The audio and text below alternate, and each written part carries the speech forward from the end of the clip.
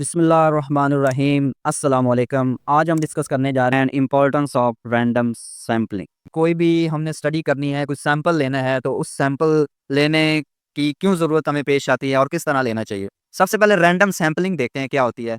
Random sampling कहते हैं choosing parts of an area without base, कि हमने ऐसा एरिया सेलेक्ट करना है जिसको किसी खास करैक्टर की बुनियाद पर सेलेक्ट नहीं करना।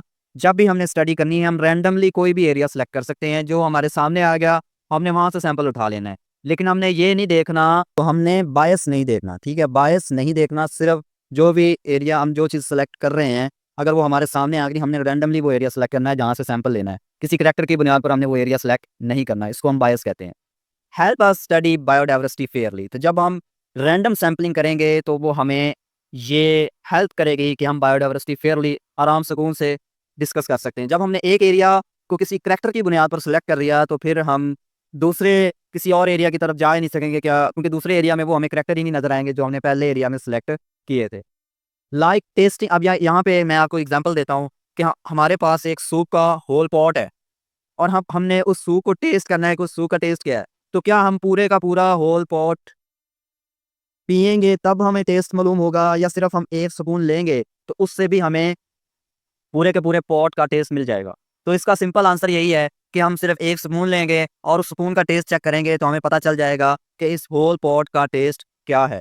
बिल्कुल ऐसे ही जब हम किसी एक एरिया को सिलेक्ट करते हैं और उसमें एनिमल्स हमने देख लिए, तो फिर दूसरे एरिया में जाएंगे तो वहाँ कर पर भी एनिमल्स देखेंगे, तो हमें अंदाज़ा हो जाएगा कि ये एनिमल किस एरिया में रहता है, इसका क्या हैबिटेट है, इसकी क्या निश है। ठीक है, सबसे पहले हम बात करेंगे मिनिमाइज बेस। बेस की हम बात करें कि जब हम कोई भी रैंडम सैम्पलिंग करते हैं, each area has equal chance to be chosen. तो सबसे पहली बात यही है कि जब भी हमने कोई एरिया सेलेक्ट करना है अपने सैम्पलिंग के लिए, तो हर एरिया को इक्वल चांस मिलना चाहिए सैम्पलिंग का। ऐसे नहीं कहना कि हाँ, इस एरिया में ये करैक्टर नहीं है तो हमने ये एरिया सेलेक्ट नहीं करना, जिस एरिया में ये करैक्टर होंगे, कोई भी स्पेसिफिक करैक्टर आप कह रहे हैं तो वो उस एरिया में होंगे तब हम ये सेलेक्ट करेंगे, तो ऐसी बात नहीं है।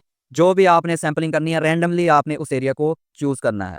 Give a correct picture of biodiversity, जब आप रैंडम सैम्पलिंग करेंगे तो आपको जो बायोडाइवर्सिटी का फिगर मिलेगा वो करेक्ट मिलेगा, उसकी जो पिक्चर मिलेगी वो भी आपको करेक्ट मिलेगी। ठीक है, नेक्स्ट है प्रोवाइड रिलायबल एस्टीमेट। जब हम रैंडम सैम्पलिंग करेंगे तो हमारे पास जो डाटा कलेक्ट होगा, तो उसको हम स्टैट उसके ऊपर अप्लाई करेंगे, तो हमें जो रिजल्ट मिलेगा वो रिलायबल होगा, जो हमारी एस्टिमेशन होगी वो भी रिलायबल होगी। तो जब वो रिलायबल होगी, help find number of species and their spread, तो हमें ये अंदाजा हो जाएगा कि इस एरिया में कितनी स्पीशीज हैं और इसकी जो फैलाव है, इसका स्प्रेडनेस वो कैसा है।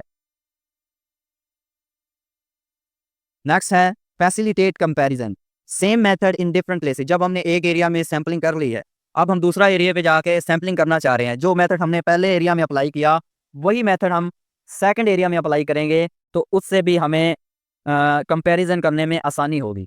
Health compare habitat like forest and lake ecosystem, जब हम फॉरेस्ट के अंदर सैम्पलिंग कर रहे हैं तो हमने जो मेथड इस्तेमाल किया, तो उसी मेथड को आपने लेक पे भी अप्लाई करना है। तो जब हम दो इकोसिस्टम को कंपेयर करेंगे तो हमारा जो रिजल्ट आएगा वो अ, उसकी एफिशिएंसी ज़्यादा होगी।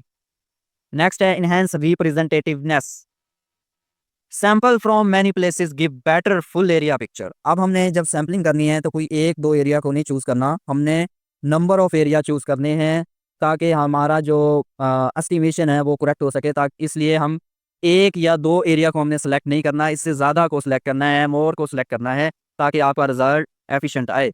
रिजल्ट रिफ्लेक्ट ट्रू डाइवर्सिटी, तो जब हम इसकी सैम्पलिंग का रिजल्ट निकालेंगे तो हमारी जो डाइवर्सिटी होगी वो ट्रू रिफ्लेक्ट करेगी। फिफ्थ है स्पोर्ट कंजर्वेशन एफर्ट्स।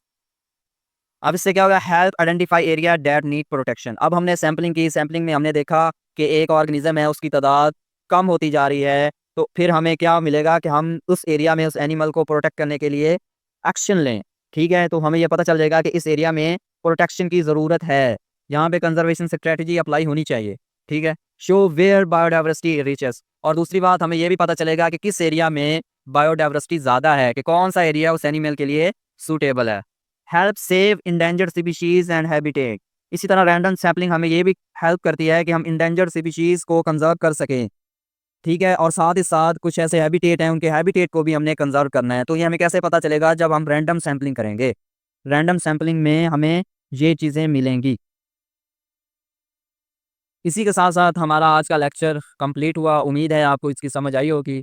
अगर आपको इस लेक्चर के रिलेटेड कोई भी क्वेश्चन पूछना है तो आप कमेंट सेक्शन में ज़रूर पूछें। अपनी राय का इज़हार करें, हमारे चैनल को सब्सक्राइब करें और हमारी वीडियो को लाइक करें।